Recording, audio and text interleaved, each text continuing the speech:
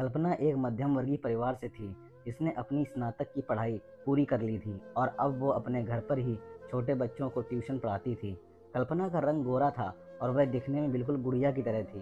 कल्पना के माता पिता उसकी शादी के लिए एक अच्छे लड़के की तलाश कर रहे थे। तभी कल्पना के मामा एक लड़के के बारे में बताते हैं। वो कहते हैं कि लड़का का नाम राहुल है। वह किसी कंपनी में मैनेजर के पद पर है और महीने के 70,000 कमाता है। कल्पना के माता पिता ने लड़के की फ़ोटो देखी तो उन्हें लड़का पसंद आ गया। जब कल्पना की माँ ने कल्पना को लड़के की तस्वीर दिखाई तो कल्पना ने कहा, जब आप दोनों को लड़का पसंद है तो मुझे भी पसंद है। अब लड़का और लड़की वालों के परिवार ने मिलकर शादी की तारीख तय कर दी। कल्पना के माता पिता बहुत खुश थे कि उनकी बेटी की शादी एक अच्छे घर में हो रही है।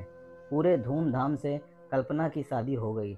अब कल्पना अपने बचपन के घर को छोड़कर एक नए घर चली गई। कुछ दिन तो कल्पना को अपने माता पिता और अपने घर की बहुत याद सताती रही। कल्पना की शादी के अब महीने बीत गए थे। अब उसके पति राहुल का व्यवहार पहले जैसा कल्पना के साथ बिल्कुल नहीं था। कल्पना से वो चिड़चिड़ा सा रहता था। राहुल अब ना पहले जैसा कल्पना को प्यार करता और ना ही उसकी बातों को मानता। कल्पना को समझ नहीं आ रहा था कि वो क्या करे। वो बस रोकर अपने दर्द को कम करने की कोशिश करती। एक दिन कल्पना को पता चला कि राहुल सिगरेट पीने के बहाने छत पे जाता है और किसी लड़की से बातें करता है। जब कल्पना ने राहुल से पूछा कि आप रोज़ाना छत पे जाकर किससे बात करते हैं, तो इस पे राहुल ने जवाब दिया कि वो मेरे ऑफिस का फ्रेंड है, बस उसी से बात करता हूँ और तुम अपने काम से मतलब रखो, ज़्यादा सीआईडी बनने की ज़रूरत नहीं है। होली का दिन था। राहुल के कुछ दोस्त उसके घर आए थे। सभी ने घर पर पार्टी किया। उस दिन राहुल का एक दोस्त थोड़ा ज़्यादा ड्रिंक कर लिया था और उसके नशे में कल्पना के सामने जाकर कहा, भाभी आप इतनी प्यारी और मासूम हो, फिर भी राहुल भाई दिन भर उस घमंडी नेहा से बातें करते रहते हैं। लगता है कि आप राहुल भाई का सही से ख्याल नहीं रखते। ये सुनकर कल्पना का शक अब हकीकत बन चुका था।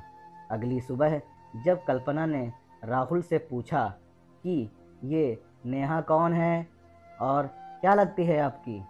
राहुल, मैं तुम्हें क्यों बताऊं? कल्पना, मैं बीवी हूं आपकी।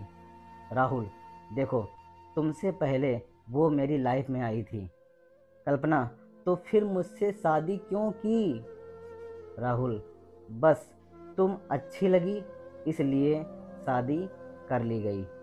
कल्पना, अब तुम देखना मैं उस कमीनी लड़की को कैसे सबक सिखाती हूँ।